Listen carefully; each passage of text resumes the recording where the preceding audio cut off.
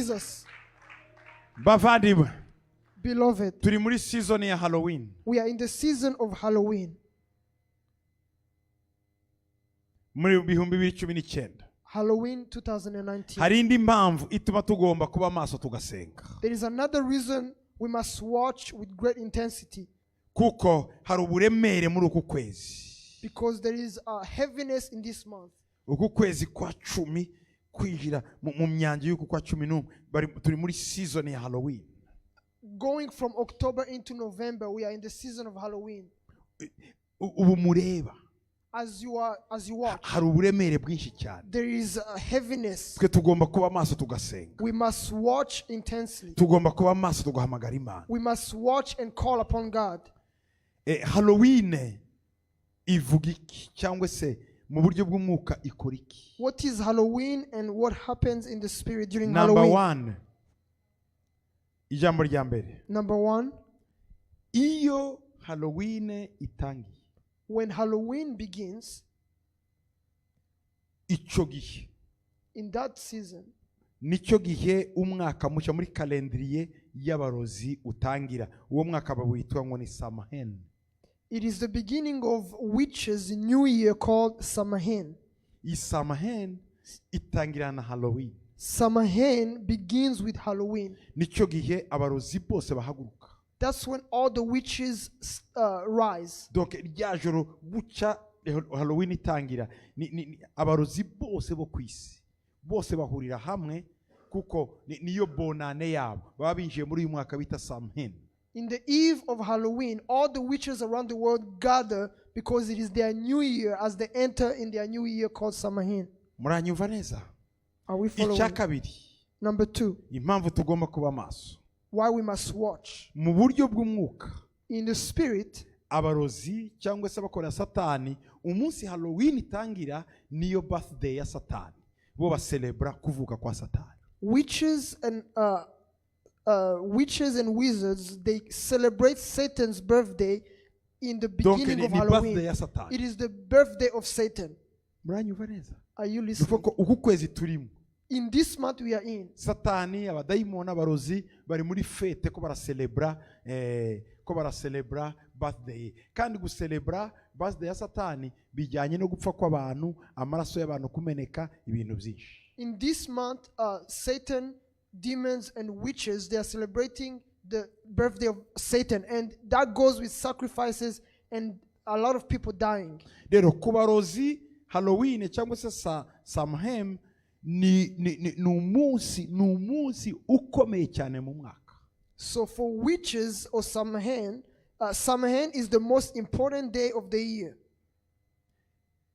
Ni ukuvuga ngo niryo joro risumba yandi majoro yose amadayimoni akora ibirori.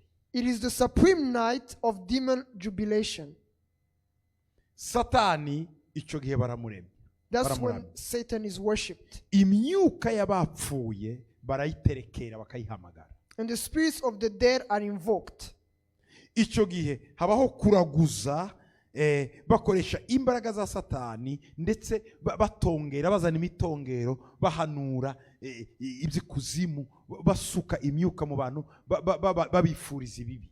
And in that season, there is divination to tap into satanic power, to make predictions. Satanic power. Imbaraga za Satani zirahamagarwa kugira ngo babashe gusuka imivumo n'imitongero ku bantu. And satanic powers are invoked to cast spells. Icyo gihe nanone ikindi bakora niki, bahinduranya amadestina y'abantu. Wowe niba uzabaho imyaka myinshi, bagashobora kukwiba imyaka bakaguha iyabo yo gukenyuka. Ukabona umuntu yari umusore mwiza apfuye aguye hariya mu muhanda.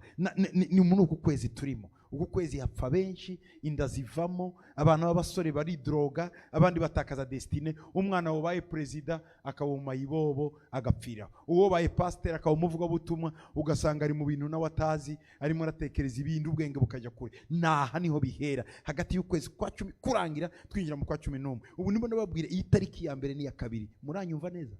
Ni ngombwa ko uyu mwanya muri mu masengesho hari ibintu byinshi tugiye gukuraho. Muranyumva? In this month, it is when they also exchange destinies. And you see young men dying at a young age. or people who have destinies of serving God as pastors, evangelists, they start getting involved in other things. This is happening in this first and second day, or in the month of November. Kuko ukwezi kwa 10 kurangira Halloween yinjiramo, icyo gihe bashiraho foundation kugira ngo uyu mwaka imikoshi yose uzayigereho, tuzinjire mu ndi mwaka umeze neza. Because in the beginning of this month, they set a foundation of spells so that you will not fulfill anything in this coming year. Ariko mwibuke ko ni kwa kwezi kw'imigisha ya Yosefu. But also, murumva ko icyo gihe haba intensity nyinshi hagati ukwa 11 kwa 12 ni imigisha ya Yosefu, harimo Benyamini, harimo mwibuka ko Benyamini Bibiliya ivuga ngo ni dubu itanyagura, nuko ngo ahawa imbaraga za warfare, spiritual warfare, kurwana no gutsinda. Ariko nicyo gihe Satani haguruka n'imbaraga nyinshi agakoresha abantu be. Donc ubu turiho ni ibintu bikomeye cyane mugomba gusenga. Nicyo gihe ibitekerezo by'abana bigenda usanga umuntu adahari kandi ahari. This is the month of Benjamin, or the month of Joseph, and Benjamin was known to have the spirit of warfare. So it's a very intense season, and people, young people also especially, they get lost in their minds, and you don't see where they are. Uku kwezi n'ukwezi kwa exchange ya destiny. Muribuka wa mugore bahinduye umwana we bakamuhupfuye bakamuha umuzima. Nuko niko bimera exchange ya destiny na life. And this is the month of exchanging destinies, like the son who was given in exchange of the son who was alive. They exchanged their destinies. Mwe mufite amahirwe kuba muri maso ya uyu mwanya murimo mwumva ibintu kuko ni mu bisengera ntibiba ku buzima bwanyu. You are blessed to be awake at this moment and praying, because if you pray for this is not going to happen to you. Ibaza abantu benshi basinziriye batazi ibyo ari byo, bagenda gusa bakagura amabombo bakarya amabombo ngo ni igihe cya Halloween, bakambara ibimask batazi ibyo ari byo, naho ntibazi ko ubwabo barimo barawushipinga Satani n'imyuka irimo yabinjiramo.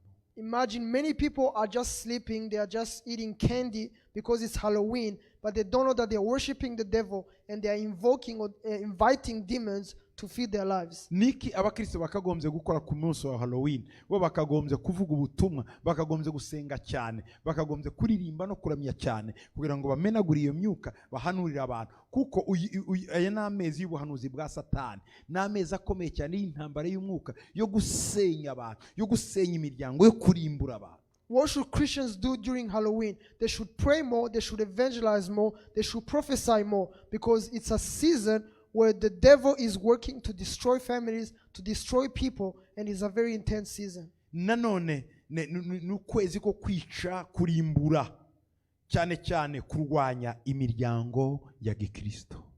And it is the season to kill, destroy, and oppose Christian families. Nicyo gihe usanga umugore n'umugabo batavuga rumwe kandi bari kumwe, badashobora gusengana kandi bari kumwe, badashobora kuganira kandi bari umwe. Donc iki ni igihe cya opposition ikomeye mu mafamiye. And that's when you find husbands and wives don't agree, they don't have discussions, they cannot pray together. This is the season where you have a lot of disagreement or friction in families. Umuzi wo gusenyuka kw'amago utangira mu kwezi kwa 10 kwa 11. Benshi baza kubona baratandukanye mu kwa 5 kwa 6, ariko uku kwezi kwa 10 kwinjira mu kwa 11, aha niho haba imbaraga zitangira gusenya umuryango. The root of the destruction of families starts happening in the month of November. People separate in May or June, but the root of it starts in this month. Nuko ngo mu kwezi kwa 10 kurangira twinjira mu kwa 11 muri aya matariki ya Halloween, abantu bagomba gukora gusenga cyane, basengera imiryango, kuko Satani araza kohereza amadayimoni atigeze kohereza ku isi yo gusenya amafamiye. So in this transition from October to November is when people must pray a lot, because Satan is sending demons like he doesn't do that any other time of the year. Muranyumva neza? Are you listening? Muri iki gihe, in this season, ukwezi kuba kuri hagati. In this season, the moon is central. Ukwezi kuba guhagaze hagati. It is central. Mugomba kubimenya. You must know that. Nico gihe rero haba activite y'abarozi idasanzwe. That's when there is a lot of witchcraft activities. nicyo gihe basuka imitongero incantation.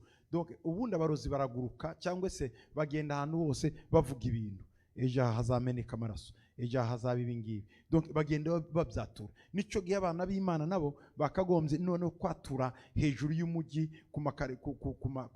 ku marompwe, bakatura mu mihanda. Abana b'Imana batura ubuzima, batura ubugingo, batura amahoro, batura kuko ubu ngubu bari mu activite, bagenda bahumanya imijyi, bahumanya amazi munywa, bahumanya ibiryo, bajya ku maduka akomeye bakarara boherezamo imitongero, bahagara ku maresitora abantu bariramo bagasukamo imitongero. Ejo wajya kurya udasenze, utiyeyeje, utahamagaye Imana, ugapfa kurira aho ngaho, ukinjiza ya mitongero mu buzima bwawe, ugatangira kugira amamale chance mu buzima bwawe. Naha byose biva. In this season, witches fly around casting spells on all spheres of the society, on businesses, on restaurants, on every place that you go to, and you find yourself eating things. If you don't pray or if you don't sanctify yourself, you start having bad luck all over your life. Urumva ko aha tugomba gusenga cyane. So we must pray a lot. Kuko ahangaha imiryango irarwanywa. Because families are being destroyed. Ibyago n'ibibi byose biraza. And the bad luck and destruction occurs. Ikindi nanone kiba muri bibihe ni igihe cyo gusangira n'imizimu cyangwa se icyo bita necromancy, no kuvuga ngo kujya mu marimbi, ngo abantu bagiye mu marimbi, bagiye kureba abatagatifu, bagiye kureba iki, bijya byose bagiye gukorana ubusabane n'imizimu. And another thing that happens in this month is necromancy, which is graveyard sorcery or feasting with the dead. Ni ibintu mudashobora kumva ariko bibaho mu bihe nk'ibi. Amaduka iyo utagiye guhaha kare usanga byarangiye, kuko icyo gihe si abantu nyabantu gusa bahaha, n'imizimu yambaye imibiri y'abantu iza mu maduka, cyane mu gihe cya Pasika, mu gihe cya Noel, n'iki gihe cya Halloween, muri ya minsi mikuru no kuri Bonane. Hari igihe mujya kugura mugasanga ibintu baguze nini wanyu murabigira byinshi, mu bindi bihugu bitari byinshi baragura pe biteye ubwoba. Kubera iki? Kuko n'imizimu ihabwa uburenganzira bwo kwambara imibiri y'abantu, bakaza gusangira n'abantu, bagakora amafete mu maboîte de nuit. Niho abakobwa n'abahungu batwarirwa. Iyo ugiye kubyinirayo ntumenye ko uri musangira n'umuzimu, uri mubyinana n'umuzimu wambaye umubiri, ukabona ari umukobwa mwiza cyane cyangwa ari umuhungu mwiza, none mukajya gutambana nawe. Icyo gihe agahita gutwara ubuzima bwawe n'ubwenge bwawe. Icyo gihe abantu batakaza mu mutwe, abandi baba mu yindi si, cyangwa se ubuzima bwe bukaba butakaje umurongo. Ni muri ibi. In this season, when you go to malls, there are demons that are clothing, they have the flesh, and they go and buy clothes, or you find them in nightclubs, and you may dance with someone, and they eat. You may dance with someone not knowing that that's a demon, and they take away your life and your destiny, and you lose your mind completely. Niyo mpamvu umwana w'Imana utemerewe kujya ahantu ariho hose, kuko ntuzi uwo uhasanga. Because that's why a child of God is not allowed to go anywhere, because you don't know who you are going to meet. Keretse woherejwe n'Umwuka Wera, icyo gihe Umwuka Wera arahakurindira. Hari gupfa kwijana gusa ngo nje kureba ibigezweho, ndebe nanjye by'abandi bareba. Hari igihe uhasanga imyuka yambaye umubiri. Except when the Holy Spirit leads you, instead of going just to see new things or things that are on fashionable, you must stay unless the Holy Spirit leads you. Mwirinde cyane. So be careful. Mwirinde cyane. Be very careful. Gupfa kurya mutasengeye ibiryo. To just eat without praying for food. Mwirinde cyane. Be very careful. Gupfa gushudika n'umuntu mutaziranye, murahuye gusa mubonaniye mu muhanda, ugahita uba inshuti ukajya kumusura akagusura ntuzi uwo ari we. Hari benshi cyane bitwa ngo ni abantu bapfuye, akaba yarapfiriye nko mu Bwongereza ariko atarapfuye mu by'ukuri, arimo akorera abarozi hano muri Amerika. Wowe ukagira ngo ni umuntu kandi atari we. Muri ibi bihe bya Halloween rero baruzura mu mihanda bose abarevena, abantu bari barapfuye bakagaruka.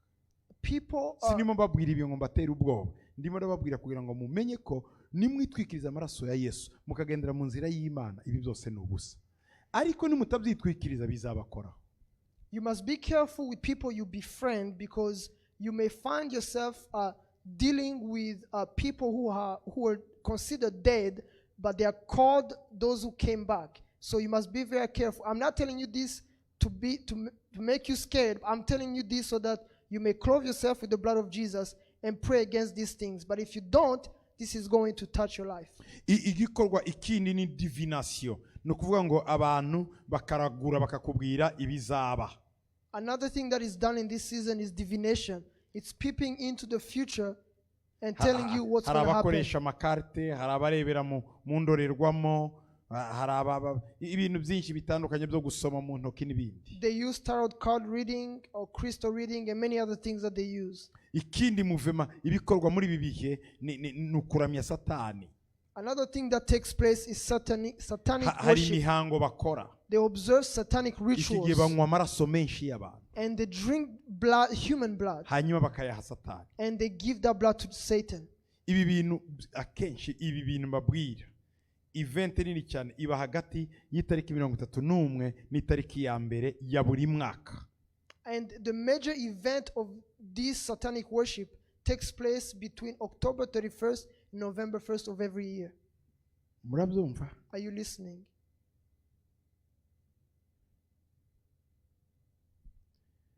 Batangira kuramya igihe ukwezi kuzuye kose kubaye umubumbe kutakiri igice kuko nicyo gihe kuzura. And they start their worship or their events when there is the full moon is complete. Mbere ukwezi kwa 10 ko kurangira. Bagendana n'ukwezi. Before the month of October ends. Muziko Halloween yatangiye kuri 27 n'umunani. Ejo bundi. You know that Halloween started on the 28th. Icyo gihe ukwezi kwari kuzuye. And there was a full moon on that day. Ariko bizakomeza kuzagera uku kwezi kose sikre irangiye kuri muri calendrier yabo kuri 26 z'ukwa 11. Mwumve rero ko turacyari mu ntambara y'umwuka. But it will go on until November 31st. So you must soma you, the demonic giration. So the demonic girations will continue till the beginning of the next lunar cycle on November 26th. So let's continue in praise and prayer. Tugomba gusenga cyane. So we must pray a lot. Tugomba gusenga cyane. We must pray a lot. Kugira ngo ijambo rya Kristo ari we tangiriro ryo kwizera kwacu abashe kuduha kunesha. So that the word of God as our captain will surely prevail. Mwiteguye kunesha? Are you ready to prevail? Byabateye ubwoba? Are you afraid? Dufite ijambo ry'Imana. We have the word of Niyo God. nkota yacu. And that's our Dufite sword. amaraso ya Yesu. We have the blood of Jesus. Ikimenyetso cy'ubusabane bwacu n'Imana. And that's the state or the sign of our fellowship with God. Icyo ni ihame. It is a principle. Ni isezerano. It is a promise. Isezerano. It's a covenant Ufitanye n'Imana. that we have with God. Amaraso ya Yesu. The blood of Jesus. Rero murumva ko tugomba guhagarika activite zose za Satani. So we Bo bazageza kuri 26 bakirimo bakora. They will finish working on November 26th and we must stop their Abakunda activities. gukurikira amaradiyo n'amateleviziyo nicyo gihe abantu bamisinga ngo babuze umuntu ko barashakira umukobwa wabuze umuhungu wabuze n'aya mezi. And when you follow the news, that's when they start missing people. Kuko barya baba bajyanywe mu nzu z'ibagiro bakabaha Satani. Because these are the people who are taken for human sacrifice to be given to Satan. Rero umubiri wawe n'amaraso yawe ntibizaribwa mu izina rya Yesu na Satani. So your flesh and your blood will not be eaten by Satan in the Kuko uri name umwana of Jesus. w'Imana. Because you are a child of Wavutse God. ubwa kabiri. You are born Urimo again. Yesu. You have Ufite Jesus. amaraso ya Yesu muri wowe. You have the blood of Jesus in Amaraso you. yawe ntanyobwa. Your blood is not Inyama zawe drinkable. ntiziribwa. Your flesh is not eatable. Kuko uri umwana w'Imana. Because you are a child of God. Hallelujah. Hallelujah. Hallelujah. Hallelujah. Uri umwana w'amasezerano. You are a child of a covenant. Hey.